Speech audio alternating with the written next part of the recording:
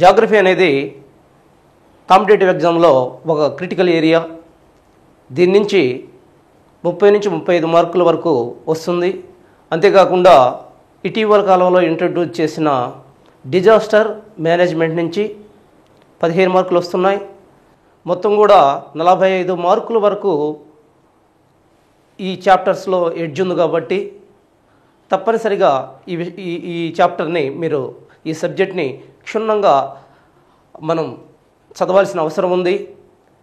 దీంట్లో మనం చూసినట్టయితే ఇప్పుడు జాగ్రఫీలో మనకి ఈ క్రింది అంశాలను మనం చూస్తున్నాం. మొదటిగా ప్రపంచ భూగోళ శాస్త్రం, రెండవదిగా భారతదేశ భూగోళ శాస్త్రం, మూడవదిగా ఆంధ్రప్రదేశ్ భూగోళ శాస్త్రం అని మనం భూగోళ శాస్త్రాన్ని 3గా డివైడ్ చేసాం. సిలబస్ ఆధారంగా ఈ విధంగా మనం డివైడ్ చేసుకోవడం జరిగింది. మనం సిలబస్ను బట్టి మనం ఖచ్చితంగా వీటిని చదవాల్సిన ఆవశ్యకత ఉంది. దీంట్లో మనం ఫస్ట్గా చూసినట్టయితే ప్రపంచ భూగోళ శాస్త్రం, దీనిలో 5 నుంచి 10 వరకు క్వశ్చన్లు అడిగే అవకాశం ఉంది. తర్వాత భారతదేశ భూగోళ శాస్త్రంలో 20 నుంచి 25 వరకు క్వశ్చన్స్ వచ్చే ఏరియా ఇది. ఈ ఏరియాలో మీరు ఖచ్చితంగా ఈ ఏరియాని చదవాల్సిన అవసరం ఉంది. ఆ తర్వాత ఆంధ్రప్రదేశ్ భూగోళ శాస్త్రాన్ని మనం ఒక్కసారి చూసినట్టయితే ఆంధ్రప్రదేశ్ భూగోళ శాస్త్రంలో పర్టికులర్గా మనం కొన్ని ఏరియాస్ మీదే మనం కాన్సన్ట్రేషన్ ఉంచాలి. ఎందుకనంటే ఆంధ్రప్రదేశ్ భూగోళ శాస్త్రంలో 2 నుంచి 3 మార్కుల వరకు లేదా కొన్నిసార్లు అడిగితే 5 మార్కుల వరకు మాత్రమే దీనిలో కాన్సన్ట్రేషన్ చేస్తున్నారు. కాబట్టి ఈ ఏరియాని మనం అంతగా ఇంపార్టెన్స్ ఇవ్వాల్సిన అవసరం లేదు. కాకపోయినా కానీ ఈ ఏరియాని ఖచ్చితంగా చదవాలి. అయితే ఆంధ్రప్రదేశ్లో మనకి ఏదైతే మనం చదువుతున్నామో అదంతా కూడా మనకు భారతదేశ భూగోళ శాస్త్రంలో 80% వరకు కవర్ అవుతుంది. కాబట్టి ఈ ఏరియాని మనం అంతగా ఇంపార్టెన్స్ ఇవ్వాల్సిన అవసరం లేదు. కాకపోతే ఖచ్చితంగా భారతదేశ భూగోళ శాస్త్రం చదివేటప్పుడు మాత్రం భారతదేశ భూగోళ శాస్త్రానికి అధిక ఇంపార్టెన్స్ ఇవ్వాలి. సో ఇప్పుడు మనం భౌగోళిక శాస్త్రాన్ని గురించి లేదా భూగోళ శాస్త్రాన్ని గురించి మనం మాట్లాడుకునేటప్పుడు ప్రపంచ భూగోళ శాస్త్రంలో కింది ఏరియాస్ను మనం ఖచ్చితంగా క్షుణ్ణంగా పరిశీలించాలి. ప్రపంచ భూగోళ శాస్త్రంలో కింది 4 అంశాలని మనం క్షుణ్ణంగా పరిశీలించాలి. మన అకార్డింగ్ టు సిలబస్ ప్రకారం మనం చూసినట్టయితే ప్రపంచ భూగోళ శాస్త్రంలో మనకు శిలావరణం, వాతావరణం, జలావరణం, విశ్వం గురించి నా అంశాలని మనం స్టడీ చేయాల్సిన అవసరం ఉంది. శిలావరణం అనగా దీనినే లిథోస్పియర్ అని కూడా అంటారు. లిథో మీన్స్ భూమి, స్పియర్ మీన్స్ అధ్యయనము. నేలను గురించిన అధ్యయనాన్ని లేదా భూపటలాన్ని గురించిన అధ్యయనాన్ని శిలావరణంగా మనం పేర్కొంటాము. మరి వాతావరణం అనగా దీన్ని అట్మాస్ఫియర్ అని ఆంగ్లంలో అట్మాస్ఫియర్ అంటున్నాము. అట్మాస్ఫియర్ అనగా భూమి చుట్టూ ఉన్న ఒక పొర, భూమి చుట్టూ ఆవరింపబడిన ఒక పొరని మనం వాతావరణంగా పేర్కొంటున్నాము. మరి వాతావరణంలో విభిన్నమైన అంశాలు ఉంటాయి, అనేక రకాల గ్యాసెస్ ఉంటాయి. వీటన్నిటిని కూడా మనం ఈ చాప్టర్లో అధ్యయనం చేయవలసి ఉంటుంది. అదేవిధంగా జలావరణం అనగా సముద్రాలు, భూమి మీద ఉన్న అనేక రకమైన లేక్స్ మరియు నదీ వ్యవస్థలు, వీటన్నిటిని గురించి జలావరణంగా చెప్పుకోవచ్చు. మరి ఈ విశ్వం అంటే ఆకాశంలో మనకు కనిపించే కోట్లాది నక్షత్రాల గురించి, అంతేకాకుండా పాలపుంతల గురించి, గెలాక్సీల గురించి, మన సౌర కుటుంబం గురించి మొత్తం కూడా మనం విశ్వం ఆవిర్భావం సిద్ధాంతాల్లో మనం చదవాల్సిన అవసరం ఉంది. సో ప్రపంచ భూగోళ శాస్త్రాన్ని మనం చూసినట్టయితే 1 శిలావరణం, 2 వాతావరణం, 3 జలావరణం, 4 విశ్వ ఆవిర్భావాల గురించి మనం చదవాల్సిన అవసరం ఉంది. తర్వాత మనం ఇందాకటి నుంచి చెప్పుకుంటూ ఉన్నాం చాలా ఇంపార్టెంట్ ఏరియా అని. మరి భారతదేశ భూగోళ శాస్త్రాన్ని మనం చూసినట్టయితే భారతదేశంలో ఏ ఏ అంశాల మీద మనం ఫోకస్ చేయాల్సిన అవసరం ఉంది అనేది చాలా ఇంపార్టెంట్. ఎందుకంటే ఇది చాలా క్రిటికల్ ఏరియా, మార్కులు ఎక్కువగా దీని నుంచి వస్తాయి కాబట్టి దీని మీద దృష్టిని కేంద్రీకరించాలి, లిజనర్స్ గమనించాల్సిన అవసరం ఉంది. మొదటగా మనం చూసినట్టయితే మనకిచ్చిన సిలబస్ ప్రకారం భారతదేశ భూగోళ శాస్త్రంలో 13 అంశాలను మనం ఖచ్చితంగా క్షుణ్ణంగా చదవాల్సిన అవసరం ఉంది. ఒకటి, క్షేత్రీయ అమెరికా, భారతదేశ క్షేత్రీయ అమెరికా. క్షేత్రీయ అమెరికా అంటే భారతదేశం ఏ ఏ అక్షాంశాల మధ్య ఉంది, ఏ ఏ రేఖాంశాల మధ్య ఉంది, మరి భారతదేశం యొక్క సరిహద్దులు ఏంటి, భారతదేశం యొక్క చివరి ప్రాంతాలు ఏంటి, వీటన్నిటిని కూడా మనం క్షేత్రీయ అమెరికలో చదువుకుంటాం. మరి నైసర్గిక స్వరూపాన్ని మనం చూసినట్టయితే భారతదేశంలో ఉన్న నైసర్గిక స్వరూపాలు ఏ విధంగా ఉన్నాయి? 4 భిన్నమైన నైసర్గిక స్వరూపాలుగా భారతదేశాన్ని విభజించడం జరిగింది. హిమాలయాలు అంటున్నాం, దాని కిందనే ఉన్న మహా మైదానాలు అంటున్నాం, దాని కింద ఉన్న ద్వీపకల్ప పీఠభూమి ప్రాంతం అంటున్నాం. అంతేకాకుండా దాని చుట్టూ ఉన్న తూర్పు కనుమలు, పశ్చిమ కనుమలుగా 4 రకాలుగా మనం భారతదేశాన్ని విభజించి చదువుకోవలసిన అవసరం ఉంది. దానినే నైసర్గిక స్వరూపంగా మనం పేర్కొంటున్నాం. తర్వాత నదీ వ్యవస్థలు మనం చూసినట్టయితే భారతదేశంలో ఎన్ని రకాల నదీ వ్యవస్థలు ఉన్నాయి, మరి నదీ వ్యవస్థల గుండా వనగూరే లాభాలేంటి, మరి ఈ నదులన్నీ కూడా ఎక్కడ పుడుతున్నాయి, ఎక్కడ కలుస్తున్నాయి, సముద్రాల్లో ఏ ప్రాంతాల్లో కలుస్తున్నాయి అని చెప్పి మనం ఇక్కడ నదీ వ్యవస్థలో మనం క్షుణ్ణంగా నదుల గురించి అధ్యయనం చేయడం జరుగుతుంది. ఇక శీతోష్ణ స్థితి, భారతదేశం యొక్క శీతోష్ణ స్థితిని మనం చూసినట్టయితే భిన్నమైన శీతోష్ణ స్థితిలతో కూడి ఉంది భారతదేశంలో ఒకే రకమైన శీతోష్ణ స్థితి లేదు, భిన్నమైన శీతోష్ణ స్థితిని కలిగి ఉంది. ఒక్కసారి మనం గమనించామంటే భారతదేశాల్లో ఉత్తరంగా మనం చూసినట్టయితే ఉత్తరంగా హిమాలయ పర్వతాల వద్ద అతి చల్లనైన వాతావరణం మనకు కనిపిస్తుంది. అదే ఎడారి ప్రాంతంలో, పక్కనే ఉన్న ఎడారి ప్రాంతంలో అత్యధిక ఉష్ణోగ్రతలు నమోదవుతున్నాయి. ఇలాంటి భిన్నమైన శీతోష్ణ స్థితి పరిస్థితుల గురించి మనం ఈ ప్రాంతంలో, అంతేకాకుండా వర్షపాతం, పీడనం, వీటన్నిటిని కూడా మనం శీతోష్ణ స్థితిలో అధ్యయనం చేయవలసి ఉంటుంది. ఆ తర్వాత భారతదేశంలో అడవులు ఎన్ని రకాల అడవులు ఉన్నాయి, ఏ బేసిస్ మీద అడవుల్ని వర్గీకరించడం జరిగింది, ఎవరు అడవులను వర్గీకరించారు, మరి ఈ అడవుల నుంచి వచ్చే అటవీ సంపద భారతదేశంలో జీడిపిలో అంటే గ్రాస్ డొమెస్టిక్ ప్రోడక్ట్లో ఎంతగా ఉంది అనేది మనం ఈ అడవుల్ని స్టడీ చేసేటప్పుడు ఈ ఏరియాస్ మొత్తాన్ని కూడా దీంట్లో చదవాల్సి ఉంది. తర్వాత చాప్టర్ చూసినట్టయితే మనకి వన్యమృగాలు చూస్తున్నాం. వన్యమృగాలంటే సమాజానికి దూరంగా అడవుల్లో బతుకుతూ కొంచెం క్రూర స్వభావం కలిగిన జీవులను మనం వన్యమృగాలుగా చెప్పుకుంటున్నాం. మరి ఈ వన్యమృగాలను మనం చూసినట్టయితే భారతదేశంలో విభిన్నమైన వన్యమృగాలను మనం గమనించవచ్చు. అనేక రకమైన వన్యమృగాలు భారతదేశంలో ఉన్నాయి. మరి ఈ వన్యమృగాల పరిస్థితి ఏంటి, ప్రస్తుత పరిస్థితి ఏంటి, ఎన్ని ఉన్నాయి, మరి వీటిని ఏ విధంగా వేటాడబడుతున్నాయి, ఏ విధంగా అంతరించిపోయే దశకు వచ్చాయి, కొన్ని అంతరించిపోయిన జీవులేంటి, వీటన్నిటిని కూడా మరి ఈ రకంగా అంతరించిపోతున్నప్పుడు ప్రభుత్వం తీసుకుంటున్న చర్యలేంటి, ఈ విషయాలన్నీ కూడా మనం వన్యమృగాలు అనే చాప్టర్లో మనం క్షుణ్ణంగా పరిశీలిస్తాం. తర్వాత చాప్టర్ నేలలు. మరి భారతదేశం యొక్క నేలలు 8 రకాలుగా వర్గీకరించడం జరిగింది. మరి ఏ బేసిస్ మీద నేలల వర్గీకరణ జరిగింది, ఎవరు ఈ నేలల్ని ఈ విధంగా వర్గీకరించారు, మరి ఈ నేలల్లో ఉన్న వివిధ రకాల మూలకాలేంటి, వీటన్నిటిని కూడా మనం నేలలు అనే చాప్టర్లో అధ్యయనం చేయవలసి ఉంటుంది. ఆ తర్వాత నెక్స్ట్ చాప్టర్ వ్యవసాయము. భారతదేశం భిన్నమైన వ్యవసాయ పద్ధతులకు ఆలవాలమై ఉన్నది. వివిధ రకాల పంటలు, అనేక రకాల పంటలు భారతదేశంలో పండించబడుతున్నాయి. మరి ఈ పంటలు భారతదేశంలో ఏ ఏ ప్రాంతాల్లో పండించబడుతున్నాయి, మరి ఆ పంటలకు కావలసిన వివిధ శీతోష్ణ స్థితి పరిస్థితులు ఏమేంటి, వీటన్నిటిని కూడా మనం వ్యవసాయం అనే చాప్టర్లో క్షుణ్ణంగా అధ్యయనం చేయాలి. తరువాత నీటిపారుదల. ఎందుకంటే నీటిపారుదల అనే చాప్టర్ చాలా ఇంపార్టెంట్. ఎందుకంటే భారతదేశంలో కొంత శాతం మాత్రమే నీటిపారుదల కలిగి ఉంది, తక్కినదంతా కూడా వర్షాధారమే.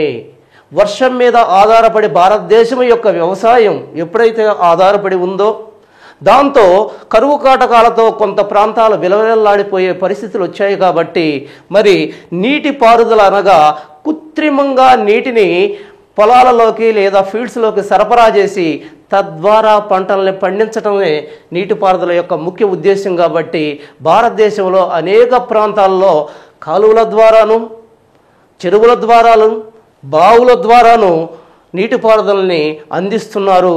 మరి ఏ ఏ ప్రాంతాల్లో ఇవి ఎక్కువగా అందించబడుతున్నాయి, ఏ ఏ ప్రాంతాల్లో వీటిని ఎక్కువగా గవర్నమెంట్ వీటి విషయంలో శ్రద్ధ తీసుకుంటుందనే విషయాలను మనం నీటిపారుదల అనే చాప్టర్ ద్వారా మనం క్షుణ్ణంగా అధ్యయనం చేయవలసి ఉంటుంది. తర్వాత ఖనిజ వనరులు. తర్వాత చాప్టర్ మనకి ఖనిజ వనరులు. ఖనిజ వనరులను చూసామంటే భారతదేశంలో విభిన్నమైన ఖనిజ వనరులకి మామూలుగా ఇది ఆలవాలమై ఉన్నది. భారతదేశంలో చాలా అనేక రకాల ఖనిజ వనరులు ఉన్నాయి. మరి ఇంత ఖనిజ వనరులు వీటిల్లో వివిధ రకాల ఖనిజ వనరులు ఉన్నాయి. ఏ ఏ రకాల ఖనిజ వనరులు భారతదేశంలో దొరుకుతున్నాయి, అవి ఏ ఏ ప్రాంతాల్లో దొరుకుతున్నాయి, మరి వీటిని ద్వారా ఏ ఏ పరిశ్రమలోకి ఇవి ముడి సరుకులుగా వాడబడుతున్నాయి, ఈ విషయాలన్నీ కూడా మనం ఖనిజ వనరులు అనే చాప్టర్లో చదవాల్సిన అవసరం ఉంది. ఆ తర్వాత పరిశ్రమలు. తర్వాత చాప్టర్ మనకి పరిశ్రమలు. పరిశ్రమలు తెలిసిందే. ఏ దేశ అభివృద్ధి అయినా పారిశ్రామికీకరణ తర్వాతనే జరిగింది. ప్రపంచంలో మనం చూసినట్టయితే పరిశ్రమల తర్వాతనే యూరోపియన్ కంట్రీస్ అన్నీ కూడా అభివృద్ధి చెందటం మనం చూస్తాం.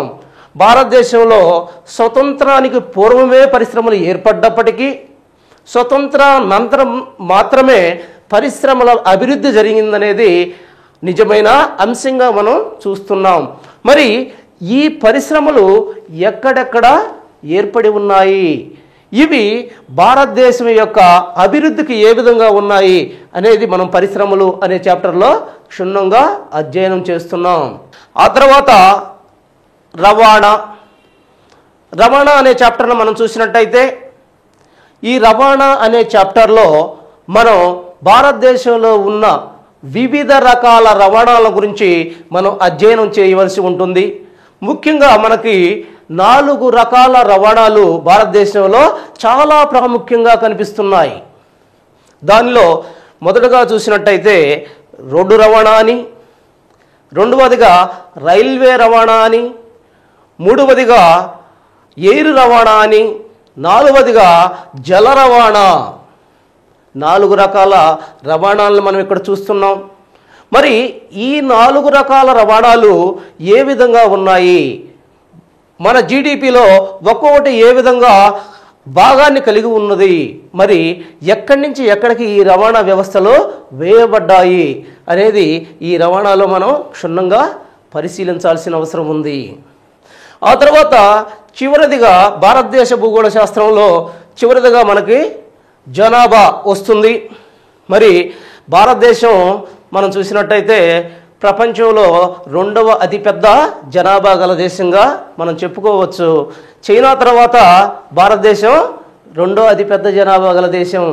మరి భారతదేశ జనాభాలో ఏ ఏ ప్రాంతాల్లో జనాభా అధికంగా ఉన్నారు, ఏ ఏ ప్రాంతాల్లో జనాభా అల్పంగా ఉన్నారు, జనసాంద్రత ఏ విధంగా ఉంది, జనాభా ఏ విధంగా ఉంది, మరి ఈ జనాభా వల్ల జరిగే పరిణామాలేంటి. భారతదేశంలో ప్రస్తుతం 2011 నాటికి లెక్కల ప్రకారం చూసినట్టయితే, అకార్డింగ్ టు సెన్సస్ ప్రకారం మనం చూసినట్టయితే 2011 నాటికి భారతదేశ జనాభా 121 కోట్లుగా ఉంది. ప్రపంచంలో 2వ స్థానాన్ని ఆక్రమించి ఉంది. మరి ఈ జనాభాను తగ్గించడానికి ప్రభుత్వం చేపడుతున్న చర్యలేంటి? మరి జనాభా వల్ల వనగూడే లాభాలు ఏమన్నా ఉన్నాయా, లేదా జనాభా వల్ల నష్టాలు ఏమన్నా ఉన్నాయా? మరి గవర్నమెంట్ ఏమన్నా కాంట్రాసెప్టిక్ మెజర్స్ ద్వారా వీటిని తగ్గించే ప్రయత్నాలు ఏమన్నా చేస్తుందా అనేది మనం జనాభాలో చర్చించాల్సిన అవసరం ఉంది. తర్వాత ఆంధ్రప్రదేశ్ భూగోళ శాస్త్రం. ఈ ఆంధ్రప్రదేశ్ భూగోళ శాస్త్రాన్ని మనం చూసినట్టయితే దీని నుంచి క్వశ్చన్స్ మనకి చాలా తక్కువగా అడుగుతాడు. ఎందుకంటే ఆంధ్రప్రదేశ్ భూగోళ శాస్త్రం అనేది భారతదేశ భూగోళ శాస్త్రంలో ఇది ఒక పార్ట్గా ఉంటుంది కాబట్టి దీనిలో కేవలం ఏ అయితే ఉన్నాయో వాటి యొక్క నైసర్గిక స్వరూపాల గురించి, భూస్వరూపాల గురించి మాత్రమే మనం ఇక్కడ చదువుతాం. మిగిలిన అగ్రికల్చర్ కానీ, లేదా నదీ వ్యవస్థలు కానీ, శీతోష్ణ స్థితులు కానీ, లేదా అడవులు కానీ, ఇవి అన్నీ కూడా దీనిలో మనకి భారతదేశ భూగోళ శాస్త్రంలో అంతర్భాగంగానే మనకు కనిపిస్తాయి కాబట్టి ఎక్కువగా పెద్దగా ఫోకస్ చేయాల్సిన అవసరం లేదు. అయితే భారతదేశ భూగోళ శాస్త్రాన్ని చదివేటప్పుడు కంపల్సరీగా దీనికి మీద ఆంధ్రప్రదేశ్ భూగోళ శాస్త్రం మీద మీరు ఖచ్చితంగా శ్రద్ధ ఉంచాల్సిన అవసరం ఉంది. తర్వాత 4వదిగా చూసినట్టయితే తెలంగాణ భూగోళ శాస్త్రం. తెలంగాణ భూగోళ శాస్త్రాన్ని చూసినట్టయితే ఇటీవల కాలంలో ఆంధ్రప్రదేశ్ విడిపోవడం వల్ల తెలంగాణ 2014 జూన్ 27న ఎప్పుడైతే ఆంధ్రప్రదేశ్ 2 రాష్ట్రాలుగా విడిపోయిందో దాంతో మనకి ఆంధ్ర రాష్ట్రం మరియు తెలంగాణ రాష్ట్రం అనే 2 రాష్ట్రాలు ఆవిర్భవించాయి. మరి ఈ విధంగా విడిపోవడం వల్ల ఆంధ్ర రాష్ట్రం వైశాల్యంలో 8గాను, తెలంగాణ రాష్ట్రం 12వ రాష్ట్రంగాను ఏర్పడడం జరిగింది. మరి ఈ తెలంగాణ రాష్ట్రంలో మనం చూసినట్టయితే ఈ తెలంగాణ రాష్ట్రంలో ఉన్న విషయాల్ని, నదీ వ్యవస్థలు కానీ, మరి మినరల్స్ కానీ, మరి అడవి వ్యవస్థ కానీ, వీటన్నిటిని కూడా మనం భారతదేశ భౌగోళిక శాస్త్రానికి అనుసంధానంగా అధ్యయనం చేయాల్సిన అవసరం ఉంది. కాకపోతే ఫిజికల్ తెలంగాణ రాష్ట్రం యొక్క ఫిజికల్ యాటిట్యూడ్స్ని, ఏ అయితే ఫిజికల్ సిచ్యువేషన్స్ ఉన్నాయో వాటిని మాత్రమే, ఫిజికల్ సిచ్యువేషన్స్ అంటే వీటి యొక్క నైసర్గిక స్వరూపాలు, రాష్ట్రాలేంటి, రాష్ట్రాల్లో ఉన్న వనరులు ఏంటి, మరి రాష్ట్రాలకు ఉన్న బౌండరీస్ ఏంటి, వీటిని మాత్రమే మనం స్పెషల్గా ఇక్కడ అధ్యయనం కంపల్సరీగా చేయాల్సిన అవసరం ఉంది. మరి తక్కిన వాటన్నిటిలో కూడా భారతదేశ భూగోళ శాస్త్రాన్ని చదివేటప్పుడే మనం దీనిలో అంతర్భాగంగా వీటిని చదవాల్సిన అవసరం ఉంది. సో ఇది భూగోళ శాస్త్రం ఏదైతే మనకి సిలబస్లో ఇచ్చాడో కంప్లీట్ సిలబస్ని మనం ఇక్కడ చూస్తున్నాము. ఇప్పుడు మొదటిగా మనం భారతదేశ భౌగోళిక శాస్త్రాన్ని గురించి అధ్యయనం చేద్దాము. ఎందుకంటే ఇది 2వ పాయింట్గా మనం రాసి తీసుకున్నప్పటికీ మరి భారతదేశ భౌగోళిక శాస్త్రం నుంచే 20 నుంచి 25 మార్కులుగా చాలా పెద్దగా, అంటే అధిక మొత్తంలో మార్కులు అడిగే అవకాశం ఉన్న ఏరియా కాబట్టి ఈ ఏరియా నుంచి ఎక్కువ మార్కులు వస్తున్నాయి కాబట్టి దీన్ని మనం మొదటగా అధ్యయనం చేద్దాం. ఆ తర్వాత ప్రపంచ భూగోళ శాస్త్రాన్ని, ఆ తర్వాత ఆంధ్రప్రదేశ్ భూగోళ శాస్త్రం, తర్వాత తెలంగాణ భూగోళిక శాస్త్రం అని మనం వరుసగా అధ్యయనం చేద్దాము. మొదటగా ఇప్పుడు భారతదేశ భూగోళ శాస్త్రాన్ని గురించి మనం మొదటగా చెప్పుకుందాం.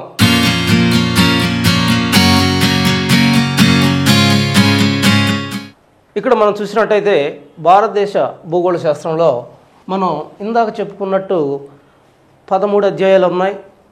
ఈ 13 లెసన్స్లో మనకి మొదటిగా భారతదేశ ఉనికి, క్షేత్రీయ అమరిక, భారతదేశ ఉనికి మరియు క్షేత్రీయ అమరిక, ఈ అధ్యాయం గురించి మనం ఇప్పుడు క్షుణ్ణంగా చదవవలసి ఉంటుంది. దీనిలో భారతదేశ ఉనికి, క్షేత్రీయ అమరిక అంటే దీనిలో మనం కొన్ని ఏరియాస్ని, పర్టికులర్గా కొన్ని ఏరియాస్ మీద ఫోకస్ ఉంచాల్సిన అవసరం ఉంది.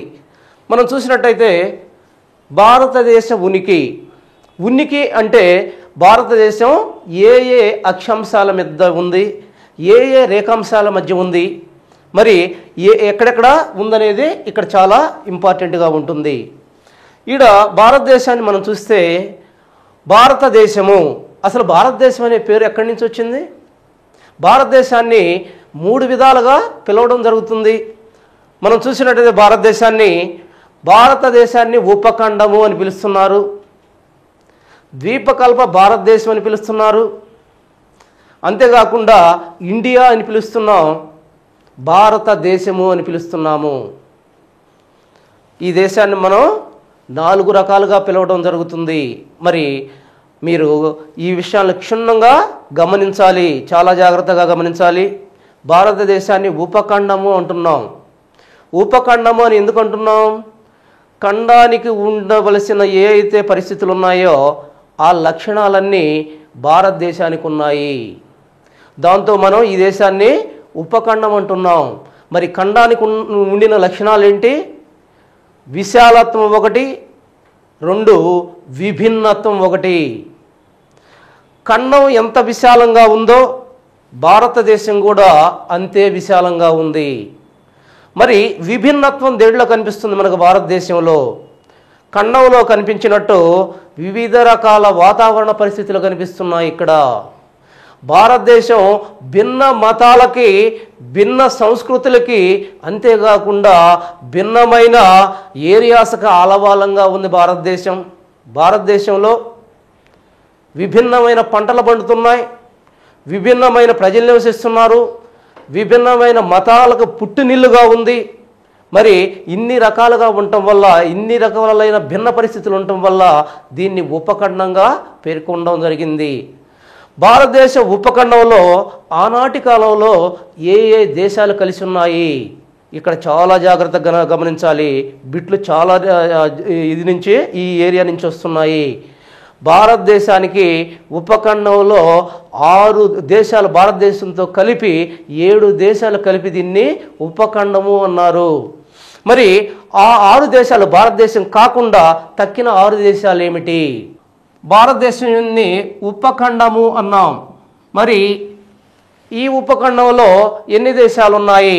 భారతదేశం, 2 పాకిస్తాన్, 3 నేపాల్, 4 భూటాన్, 5 బంగ్లాదేశ్, 6 శ్రీలంక, 7 మాల్దీవులు. ఈ 7 దేశాలను కలిపి మనం ఉపఖండంగా చెప్పుకోవడం జరిగింది. అందుకే ఈ దేశాన్ని ఉపఖండము అని పిలుస్తున్నారు. మీకు యాక్చువల్గా తెలుగు బుక్స్లో ఓన్లీ ఉపఖండం అని వదిలేస్తున్నాడు. మరి ఈ ఏరియాస్ మొత్తాన్ని మీద మీకు అవగాహన ఉండాలి. ఎందుకు ఉపఖండం అన్నారు అనేది మీరు తెలుసుకోవాలి. అంతేకాకుండా భారతదేశాన్ని రెండవదిగా ద్వీపకల్ప భారతదేశం అన్నారు.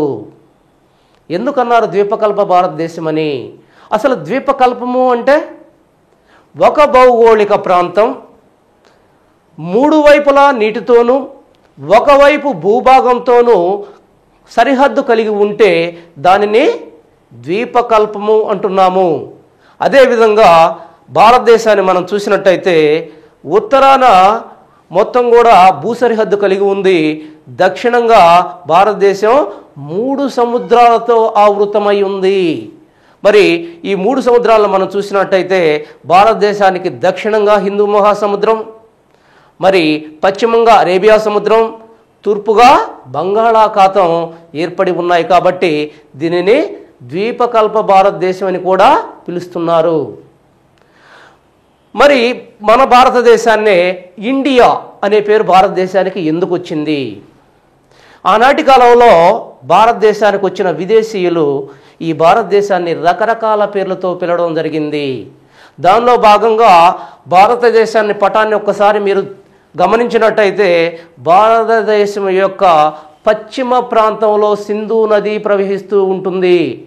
మరి ఈ సింధు నది అనేది ఒక జీవనది, భారతదేశాన్ని సస్యశ్యామలం చేసే ఒక జీవనదిగా మనం పేర్కొనవచ్చు. మరి ఈ నదీ పరివాహక ప్రాంతంలో జీవిస్తున్న మనుషులు ఎవరైతే ఉన్నారో వాళ్ళని గ్రీకులు ఆనాటి కాలంలో ఇండోయిలు అని పిలవడం జరిగింది. కాలక్రమేణా ఇండోయిలు అనే పేరు ఇండియాగా మార్పు చెందడానికి కారణమయ్యింది. కనుక తర్వాత కాలంలో వచ్చిన ఆంగ్లేయులు భారతదేశాన్ని ఆక్రమించిన తర్వాత ఈ భారతదేశాన్ని ఇండియాగా వాళ్ళు పిలవడం జరిగింది. దాంతో భారతదేశానికి ఇండియా అనే పేరు వచ్చింది. సో ఈ రకంగా మనకి భారతదేశాన్ని మనం చూసినట్టయితే 3 రకాలుగా మనం పిలవడం గమనిస్తాము. అయితే ఇటీవల కాలంలో, ఆనాటి కాలంలో భారతదేశానికి 3 పేర్లు వచ్చాయి. మరి ప్రస్తుతం భారతదేశంతో వ్యాపారం చేసే విదేశాలు భారతదేశాన్ని ఇంకా ఏదైనా పేర్లతో పిలుస్తున్నాయని మనం చూసినట్టయితే భారతదేశాన్ని చైనా భారతదేశాన్ని తియాన్జు అనే పేరుతో పిలుస్తుంది. మరి జపాను తిన్జుంకు అనే పేరుతో పిలవడం జరుగుతుంది. మరి మలేషియా చూసినట్టయితే మలేషియా భారతదేశాన్ని భారతదేశం అనే పిలుస్తుంది. ఈ రకంగా మీరు కరెంట్ అఫైర్స్ మీద కూడా దృష్టిని సాధించాలి. జాగ్రఫీ అంటే ఒక భౌగోళిక శాస్త్రంగానే మీరు చూడకూడదు. దీనిలో హిస్టరీ వస్తుంది, దీంట్లో సైన్స్ ఉంటుంది, దీంట్లో కరెంట్ అఫైర్స్ ఉంటాయి. ఇన్ని రకాల సమాహారమే జాగ్రఫీ. కాబట్టి ఖచ్చితంగా మీరు ఒక ఏరియానే ఏదో జాగ్రఫీ అంటే ఒక భౌగోళిక స్వరూపాల గురించి చదివితే సరిపోదు. ఇక్కడ భారతదేశంతో వ్యాపారం ఇక్కడ చూడాలి మీరు. యాక్చువల్గా టెక్స్ట్ బుక్స్లో మనకి ఈ 3 నేమ్స్ గురించే ఉంటుంది. మనం ఇక్కడ ఏం చెప్తున్నాం? చైనా ఏమంటుంది అంటున్నాం, మరి జపాన్ ఏమంటుంది అంటున్నాం, మరి మలేషియా ఏమంటుంది అంటున్నాం. ఇవి మనకు కరెంట్ ఏరియాస్లో లభించే సమాచారం. దీన్ని కూడా ఇక్కడ మీరు నిక్షిప్తం చేసుకోవాలి. తర్వాత మనం చూసినట్టయితే భారతదేశం యొక్క ఉనికి, 2వ పాయింట్ ఉనికిగా మనం చూస్తాం. అసలు ఉనికి అంటే ఏంటి? భారతదేశం ఎక్కడ ఉంది? ప్రపంచ పటాన్ని మనం ఒక్కసారి చూసినట్టయితే ప్రపంచ పటంలో ఆసియా ఖండం యొక్క దక్షిణ ప్రాంతంలో భారతదేశం విస్తరించి ఉంది. భారతదేశం విస్తరించి ఉండటం మనం చూస్తాం. ఆ తర్వాత మనం చూసినట్టయితే అలా కాకుండా అక్షాంశ రేఖాంశాల పరంగా భారతదేశం ఏ ప్రాంతంలో ఉంది అని చూసినప్పుడు భారతదేశాన్ని చూస్తే ఖచ్చితంగా ఇక్కడ మనం మ్యాప్ వేయవలసిన అవసరం ఉంది. మీరు మ్యాప్తో కంపల్సరీగా మ్యాప్తో మీరు చదవాలి. మ్యాప్ లేకుండా ఎప్పుడు కూడా మీరు చదవటానికి ప్రయత్నించవద్దు. మనం మ్యాప్ను చూసినట్టయితే భారతదేశం మనం చూసినట్టయితే దీనిలో ఇది అక్షాంశాలు, ఇది రేఖాంశాలు. భారతదేశంలో ఏ ఏ అక్షాంశాలు చాలా ఇంపార్టెంట్ ఏరియా, చాలా క్షుణ్ణంగా గమనించాలి, చాలా డెప్త్ గల ఏరియా. కాబట్టి మొదటగా మనం చూసినట్టయితే 8 డిగ్రీల 4 సెకండ్ల ఉత్తర అక్షాంశము నుండి 37 డిగ్రీల 6 సెకండ్ల ఉత్తర అక్షాంశం మధ్య ఉత్తర అర్ధగోళంలో భారతదేశం ఉంది. చూడాలి ఒక్కసారి ప్రపంచ పటాన్ని మనం ఒకసారి భూమిని చూసినట్టయితే, భూమిని మనం 2 అర్ధగోళాలుగా చూసినట్టయితే దీన్ని ఉత్తర అర్ధగోళమని, దీన్ని దక్షిణార్ధగోళమని మనం చెప్పుకుంటున్నాం. భూమధ్య రేఖ భూగోళాన్ని 2 అర్ధ భాగాలుగా విభజిస్తుంది. ఈ అర్ధ భాగాలలో పై ఉన్నదాన్ని ఉత్తరార్ధగోళం అని, కింద ఉన్నదాన్ని దక్షిణార్ధగోళం అంటున్నాం. మరి భారతదేశం ఎక్కడున్నది? భారతదేశం ఈ ప్రాంతంలో ఉన్నది. భారతదేశం ఈ ప్రాంతంలో ఉన్నది.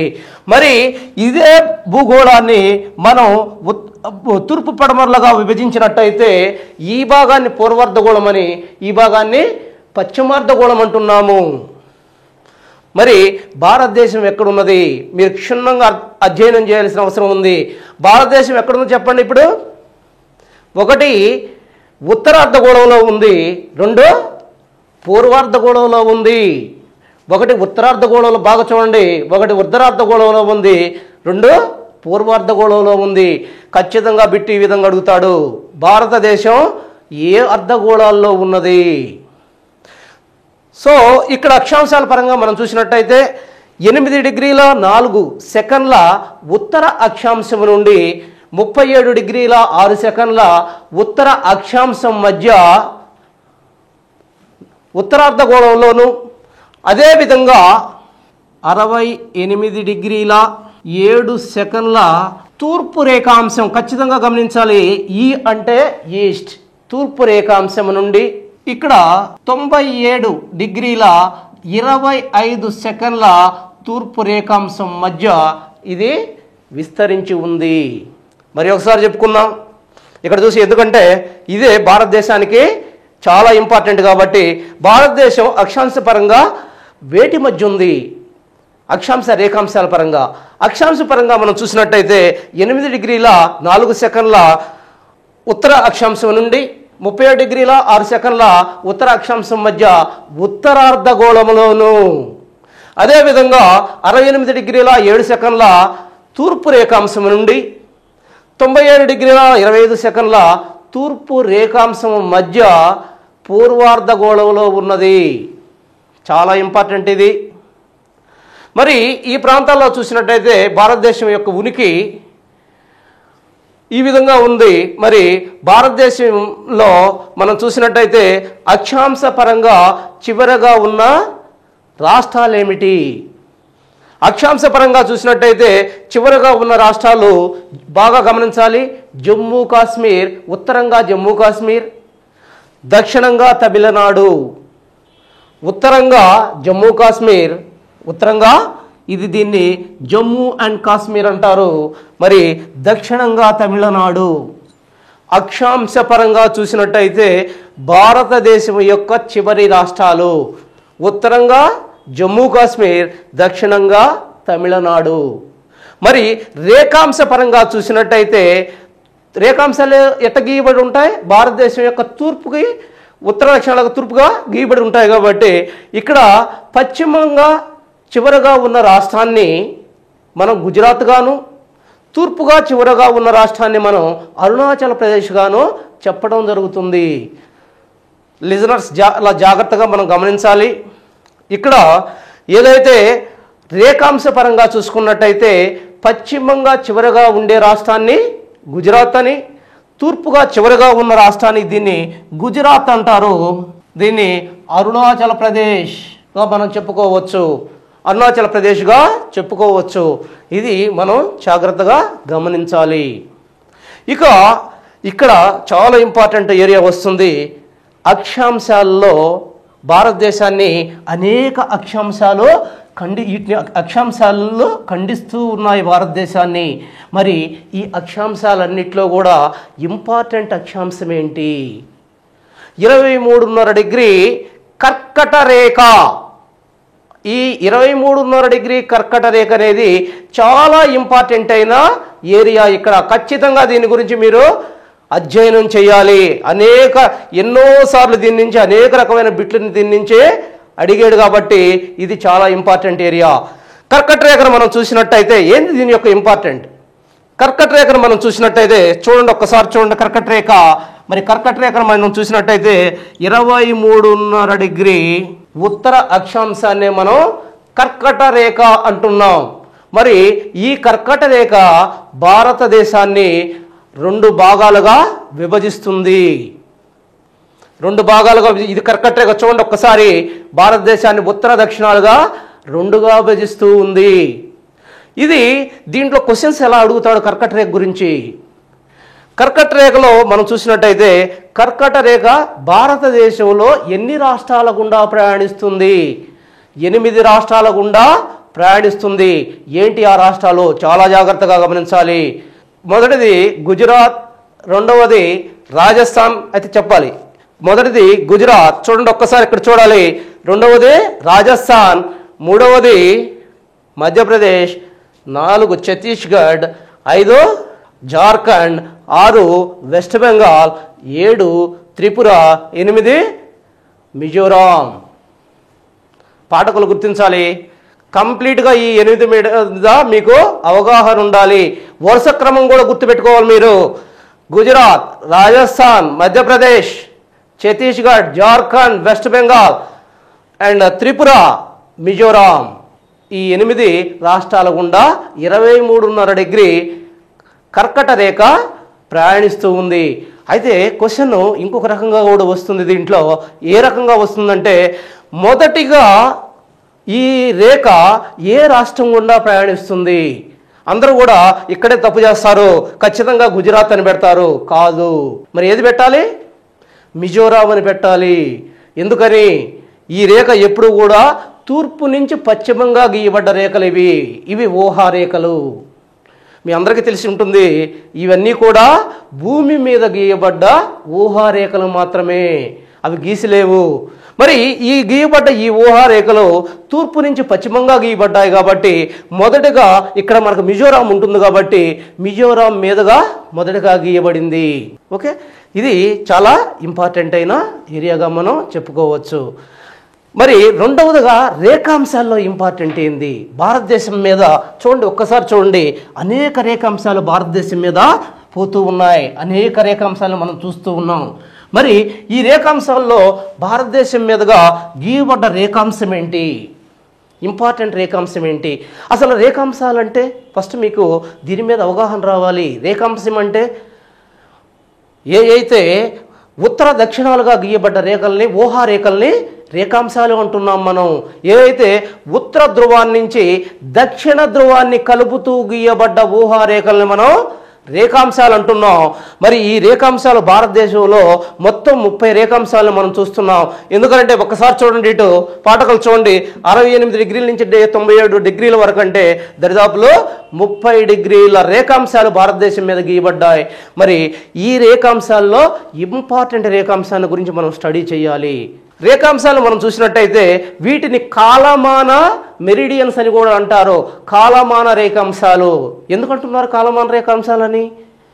సూర్యుడి కిరణాలు వీటి మీద నిట్ట నిలువుగా పడినప్పుడు ఏదైతే టైం ఉంటుందో ఆ టైంని తెలియచేసే రేఖాంశాలు కాబట్టి, గీతలు కాబట్టి వీటిని కాలమాన రేఖాంశాలని కూడా అంటారు.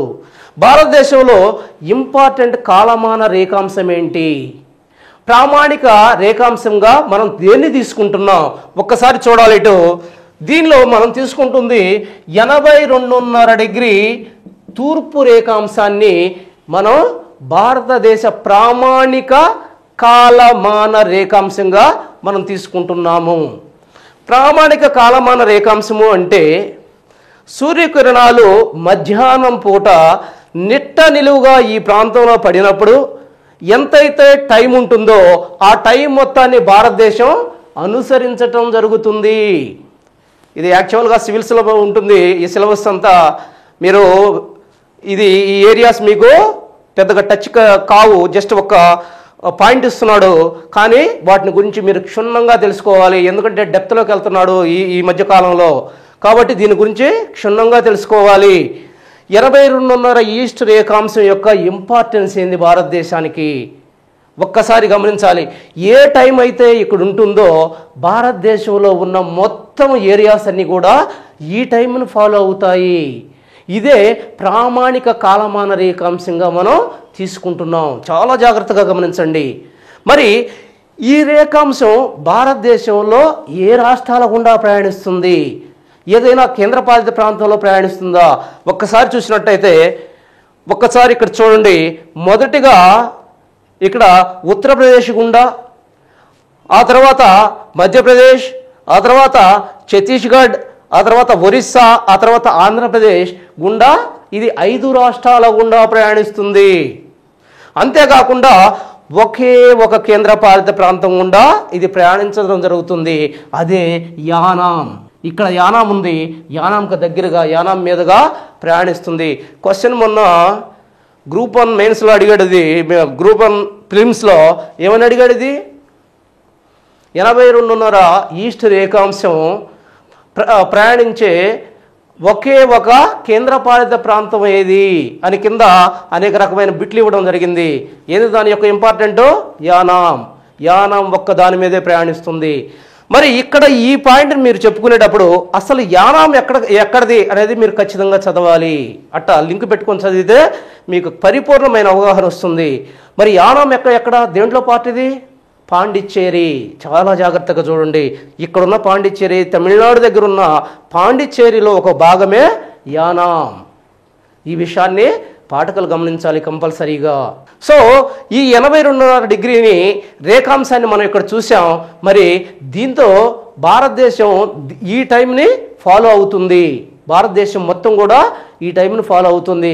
మరి భారతదేశమే కాకుండా ఈ టైంను ఫాలో అయ్యే ఇతర దేశాలు ఏమన్నా ఉన్నాయా? ఖచ్చితంగా ఉన్నాయి. ఏంటి ఆ దేశాలు? శ్రీలంక ఒకటి, నేపాల్ మన పైన ఇక్కడ ఉంటుంది నేపాల్. ఎప్పుడైనా చూడండి, ఇదే నేపాల్. ఈ ప్రాంతాన్ని మనం నేపాల్ అంటున్నాం. ఈ నేపాల్ ఆ తర్వాత దక్షిణంగా హిందూ మహాసముద్రంలో ఒక అస్సురు బిందువులాగా ఉన్న ఏదైతే ఉందో శ్రీలంక, ఈ రెండు కూడా మన కాలమాన రేఖాంశాన్ని ఫాలో అవుతున్నాయి.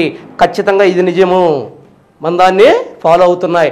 అయితే కాలమాన రేఖాంశాలు ప్రపంచంలో ఏదైనా ప్రపంచానికి మొత్తానికి ఒకే స్టాండర్డ్ టైం లేదా కాలమాన రేఖాంశం ప్రపంచం మొత్తానికి ఒకటిగా ఉందా? ఇది మీకు వరల్డ్ జాగ్రఫీలో వస్తుంది, కానీ ఇక్కడే చదవాలి మీరు. మరి ప్రపంచానికి మొత్తానికి కాలమాన రేఖాంశం ఏదన్నా ఉందా? ఉంది. ఏంటిది?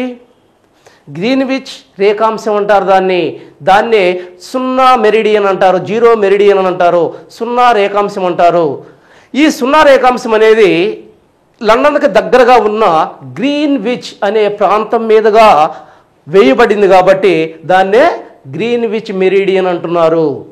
ఈ గ్రీన్విచ్ మెరిడియన్ మీద ఏదైతే సూర్యకిరణాలు మధ్యాహ్నం పూట నిట్ట నిలువుగా పడ్డప్పుడు ఎంత సమయం అయితే ఉంటుందో ఆ సమయాన్ని ప్రపంచం మొత్తం కూడా ప్రామాణిక సమయంగా తీసుకుంటుంది. ఎందుకు తీసుకోవాలి? ప్రామాణిక సమయంగా దాన్ని ఎందుకు తీసుకోవాలి ప్రపంచం మొత్తం? ఎందుకనంటే ప్రపంచంలో రకరకాల కాలాలు ఉంటున్నాయి. అమెరికాలో చీకటి అయితే రాత్రిపూట అయితే మనకి పగలవుతుంది. దీంతో టైం డిఫరెన్స్ వస్తుంది, కాలంలో వ్యత్యాసం కలుగుతుంది. దీంతో అంతర్జాతీయంగా జరిగే వ్యాపారాలకు ఆటంకాలు కలుగుతున్నాయి. దీన్ని అవాయిడ్ చేయటం కోసం ప్రపంచం మొత్తం కూడా ఒకే కాలమానాన్ని తీసుకుంటుంది. దాన్నే మనం ఏమంటున్నాం? గ్రీన్విచ్ మీన్ టైం అంటున్నాము. ఆ గ్రీన్విచ్ మీన్ టైంకి మనది అంటే భారతదేశం యొక్క ప్రామాణిక కాల రేఖాంశం ఎంత ముందుగా ఉంది? చాలా ఇంపార్టెంట్ బిట్టు, మీరు గమనించాలి. 5:30 గంట ముందున్నాము. ఎంత ముందున్నాం? 5:30 గంట ముందున్నాం. చాలా జాగ్రత్తగా చాలాసార్లు అడిగాడు ఇది. ప్రపంచ ప్రామాణిక రేఖాంశానికి భారతదేశ రేఖాంశం ఎంత ముందుగా ఉందని చాలాసార్లు క్వశ్చన్లు అడగడం జరిగింది. మీరు చాలా జాగ్రత్తగా ఉండాలి. 5:30 గంట ముందున్నాం మనం. ఎందుకని? ఇది ఒక్కసారి ఇక్కడ మీరు ప్రపంచాన్ని కూడా ఒక్కసారి చూడాలి. ఇది ప్రపంచం, భూగోళం. ఈ ప్రపంచంలో మనం చూసినట్టయితే దీన్ని ఏమంటున్నాం? మధ్యగా గీయబడ్డ ఈ రేఖని మనం ఏమంటున్నాం? ప్రామాణిక రేఖాంశం, ప్రపంచ ప్రామాణిక రేఖాంశం. దీన్నే GMT, గ్రీన్విచ్ మీన్ టైం అంటున్నాం. మరి గ్రీన్విచ్ మీన్ టైంకి మనం ఎక్కడున్నాం? జస్ట్ 82.5 డిగ్రీ దగ్గర ఈస్ట్ రేఖాంశం దగ్గర ఉన్నాం. కాబట్టి దీనికి మధ్య దరిదాపులు 30 డిగ్రీలు ఉన్నాయి కాబట్టి 30 డిగ్రీల కన్నా ఎక్కువ ఉంది కాబట్టి మరి 5:30 గంట మనం ముందున్నాము. 5:30 గంట ముందున్నాం. సో అంతేకాకుండా ప్రపంచంలో మనకేనా కాలమాన రేఖాంశాలు ఉన్నాయి? ప్రపంచంలో ఇంకా ఏమైనా కాలమాన రేఖాంశాలు ఉన్నాయా అంటే మొత్తం 24 కాలమాన రేఖాంశాలు ఉన్నాయి ప్రపంచంలో. ఈ 24 కాలమాన రేఖాంశాల్లో మొదటిది అతి ఎక్కువగా రష్యాలో ఉన్నాయి. 11 కాలమాన రేఖాంశాలు ఉన్నాయి. కానీ ఇటీవల కాలంలో ఇది చాలా జాగ్రత్తగా గమనించండి. ప్రతి దాంట్లో 11 అని ఇచ్చాడు. మీరు గమనించాల్సింది రీసెంట్గా దాన్ని 9కి తగ్గించారు, 9 కాలమాన రేఖాంశాలుగా తగ్గించారు. అదే కెనడాలో 6 కాలమాన రేఖాంశాలు ఉన్నాయి. అమెరికాలో 5 కాలమాన రేఖాంశాలు ఉన్నాయి. మరి భారతదేశంలో ఒకే ఒక కాలమాన రేఖాంశం ఉంది, ఒకే ఒక ప్రామాణిక కాలమాన రేఖాంశం ఉంది. ప్రపంచంలో మొత్తం 24 ప్రామాణిక కాలమాన రేఖాంశాలు ఉన్నాయి. ఆ విషయాన్ని మనం గమనించాలి. సో ఈ రకంగా భారతదేశం యొక్క ఉనికిని మనం ఇక్కడ చూసాం. క్షుణ్ణంగా భారతదేశం యొక్క ఉనికిని మనం చూసాం. ఆ తర్వాత భారతదేశం యొక్క వైశాల్యము, మూడవ పాయింట్. భారతదేశం యొక్క వైశాల్యం ఏ విధంగా ఉంది? భారతదేశాన్ని మనం చూసినట్టయితే విశాలమైన భౌగోళిక ప్రాంతం మన భారతదేశం. మొత్తం 3 చూడండి, ఇది చాలా జాగ్రత్తగా గుర్తుపెట్టుకోవాలి మీరు. మొత్తం వైశాల్యం భారతదేశాన్ని చూసినట్టయితే 3.28 మిలియన్ స్క్వేర్ కిలోమీటర్ల విస్తీర్ణం కలిగి ప్రపంచంలో 7వ అతిపెద్ద దేశంగా ఉంది. అంతేకాకుండా ప్రపంచం మొత్తం భూవైశాల్యంలో 2.4%తోనూ, అంతేకాకుండా మొత్తం భూగోళంలో 0.57%తోనూ ఉన్నది. ఈడ మీరు ఒక విషయాన్ని గమనించాలి. ఏది డిఫరెన్స్?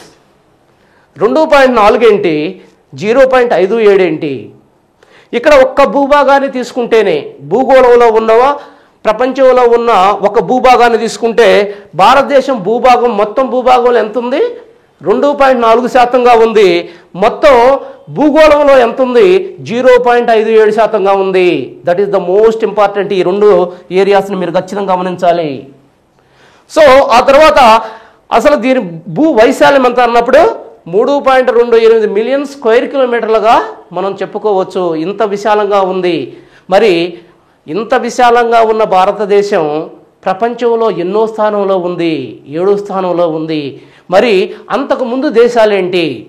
మనం మొదటగా చూసినట్టయితే మొదటి దేశం రష్యా, అతిపెద్ద దేశం ప్రపంచంలో రష్యాగా చెప్పవచ్చు. రెండవ దేశం కెనడా, మూడవ దేశం అమెరికా, నాలుగవ దేశం చైనా, ఐదవ దేశం బ్రెజిల్, ఆరవ దేశం ఆస్ట్రేలియా, ఏడవ దేశం ఇండియాగా చెప్పవచ్చు. చాలా ఇంపార్టెంట్. ఈ క్రోనలాజికల్ ఆర్డర్ మీరు గమనించాలి. మరి ఒక్కసారి చూద్దాం. ఇక్కడ మొదటిది రష్యాగా చెప్తున్నాం, 2 Canada, 3 America, 4 China, 5 Brazil, 6 Australia, 7 India.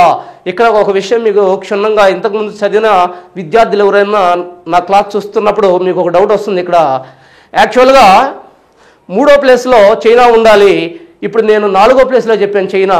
ఎందుకంటే రీసెంట్గా చైనా నుంచి తైవాను వేరు చేయబడింది.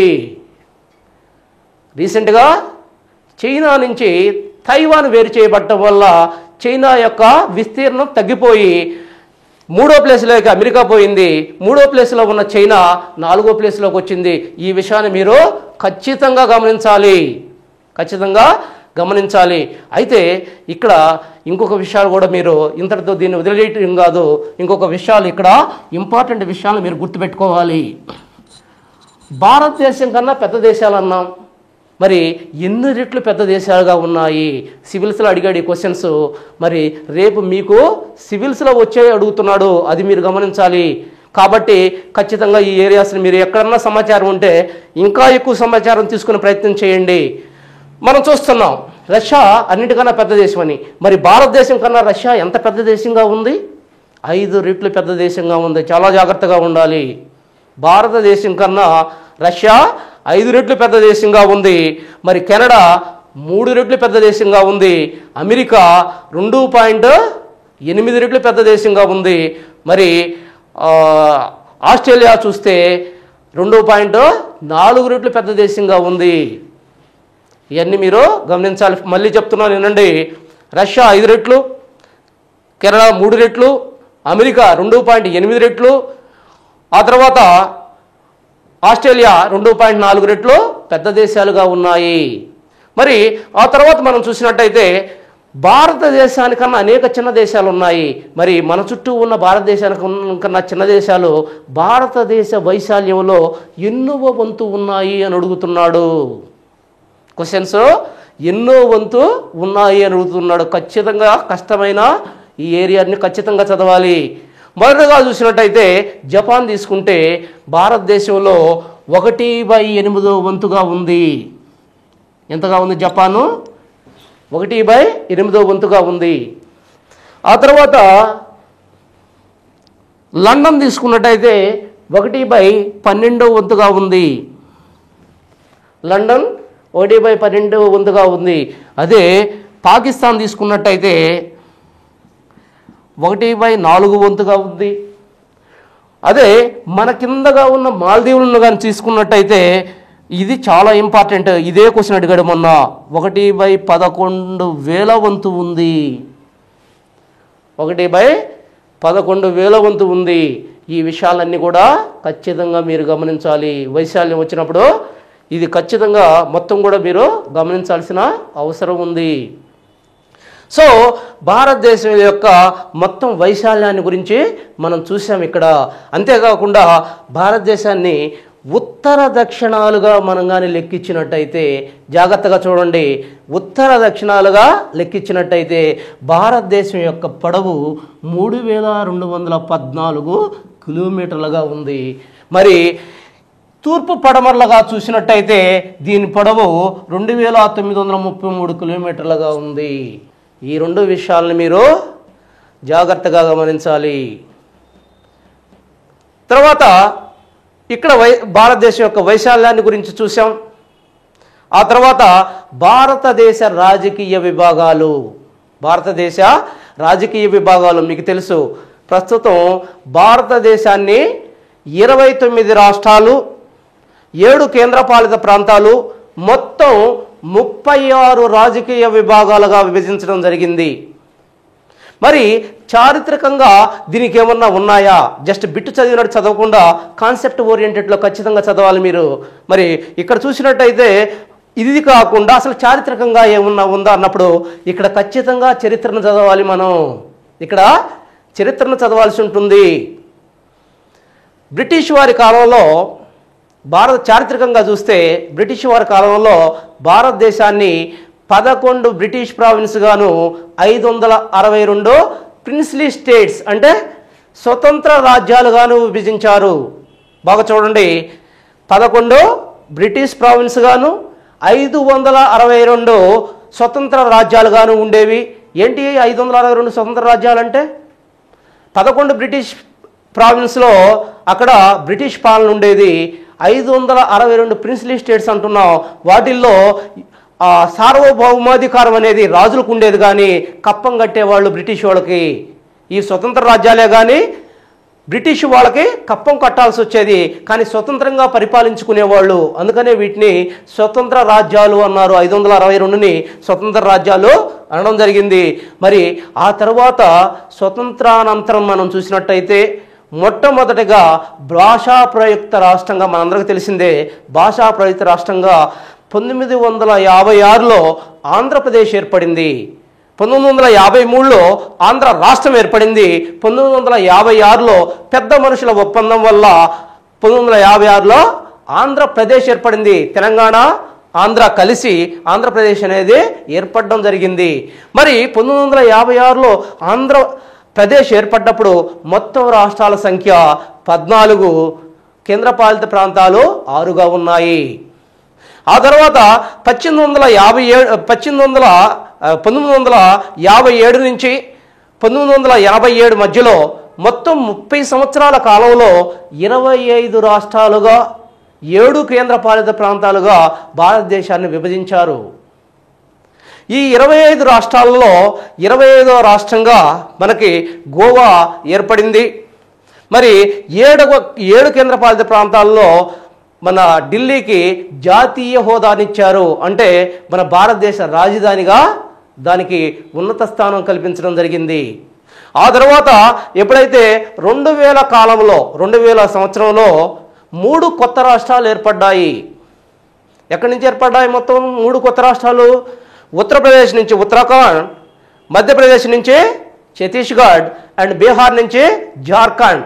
ఈ రాష్ట్రాలు ఏర్పడటంతో మొత్తం 28 రాష్ట్రాలు 7 కేంద్రపాలిత ప్రాంతాలుగా మొత్తం 35 రాజకీయ విభాగాలుగా భారతదేశం విభజించబడింది. ఆ తర్వాత కాలంలో మనం చూసినట్టయితే రీసెంట్గా 2014 జూన్ 27వ తేదీన ఆంధ్రప్రదేశ్ 2 రాష్ట్రాలుగా విభజించబడింది. ఆంధ్ర రాష్ట్రంగాను తెలంగాణ రాష్ట్రంగాను విభజించబడటం వల్ల మొత్తం 29 రాష్ట్రాలుగా 7 కేంద్రపాలిత ప్రాంతాలుగా మొత్తం 36 రాజకీయ విభాగాలుగా భారతదేశం విభజించబడింది. సో ఈ సమాచారాన్ని మీరు తెలుసుకున్న తర్వాత ఇక్కడ చాలా ఇంపార్టెంట్గా మీరు గుర్తుపెట్టుకోవాల్సిన అంశాలు ఏంటి అంటే, ఈ రాష్ట్రాలలో పెద్ద ఏమిటి చిన్న ఏమిటి చాలా జాగ్రత్తగా గుర్తుపెట్టుకోండి. ఇది చాలా ఇంపార్టెంట్ ఏరియా. దీన్ని మనం ఇక్కడ ప్రస్తుతం తుడిపేస్తున్నాం. ఈ రాజకీయ విభాగాలుగా మనం 36 రాజకీయ విభాగాలుగా ఇక్కడ చూసాం. మరి 36 రాజకీయ విభాగాల్లో మనం 3 ఏరియాస్ని మనం జాగ్రత్తగా గమనించాలి. ఒకటి, ఈ 36 రాజకీయ విభాగాల్లో వైశాల్యం పరంగా పెద్దదేంటి, 2 జనాభా పరంగా పెద్దవేంటి చిన్నవేంటి? వైశాల్యం పరంగా పెద్దవి చిన్నవి, జనాభా పరంగా పెద్దవి చిన్నవి. 3 జనసాంద్రత పరంగా పెద్దవి చిన్నవి. చాలా జాగ్రత్తగా గమనించాలి. ఇక్కడ భారతదేశంలో వైశాల్యం పరంగా రాష్ట్రాల్లో పెద్దవేంటి, రాష్ట్రాల్లో చిన్నవేంటి, అదే రకంగా కేంద్రపాలిత ప్రాంతాల్లో పెద్దవేంటి, కేంద్రపాలిత ప్రాంతాల్లో చిన్నవేంటి, జనాభా పరంగా రాష్ట్రాల్లో పెద్దవేంటి చిన్నవేంటి, కేంద్రపాలిత ప్రాంతాల్లో జనాభా పరంగా పెద్దవేంటి చిన్నవేంటి, అదేవిధంగా జనసాంద్రత పరంగా రాష్ట్రాల్లో పెద్దవేంటి చిన్నవేంటి, కేంద్రపాలిత ప్రాంతాల్లో పెద్దవేంటి చిన్నవేంటి. ఈ విషయాలను మనం ఖచ్చితంగా క్షుణ్ణంగా గమనించాలి. ఇక్కడ జాగ్రత్తగా ఉండాలి. ఫస్ట్ చూసినట్టయితే వైశాల్య పరంగా అంటే ఏ రాష్ట్రం అధిక విస్తీర్ణమైన వైశాల్యాన్ని కలిగి ఉన్నది, ఎక్కువ ఏరియాని కలిగి ఉన్నది అని మనం చూసినట్టయితే వైశాల్య పరంగా పెద్ద రాష్ట్రాలు, మొదటిది భారతదేశంలో అతిపెద్ద రాష్ట్రం వైశాల్య పరంగా చూసినట్టయితే రాజస్థాన్, రెండవది మధ్యప్రదేశ్, మూడవది మహారాష్ట్ర, నాలుగవదిగా ఆంధ్రప్రదేశ్ ఉండింది. ఈ విషయం జాగ్రత్తగా గమనించాలి మీరు. నాలుగవదిగా ఆంధ్రప్రదేశ్ ఉండింది. మరి ప్రస్తుత పరిస్థితి ఏంటి? ఆంధ్రప్రదేశ్ పరిస్థితి ఎప్పుడైతే ఆంధ్రప్రదేశ్ అనేది 2గా విభజన చెందడం జరిగిందో, 2 రాష్ట్రాలకు విభజన చెందడం జరిగిందో, ఇప్పుడు ఆంధ్ర రాష్ట్రం 8వ ప్లేస్లోను, తెలంగాణ రాష్ట్రం 12వ ప్లేస్లోనూ ఉన్నది. ఇది రీసెంట్గా వచ్చిన ఇన్ఫర్మేషన్. అయితే జనాభా గురించి కానీ జనసాంద్రత గురించి కానీ ఇంకా మనకి ఇన్ఫర్మేషన్ లేదు. ఆంధ్ర రాష్ట్రం గురించి, ఈ రెండింటి గురించి జస్ట్ వైశాల్యాన్ని గురించి మాత్రమే ఇన్ఫర్మేషన్ తెలిసింది రీసెంట్గా.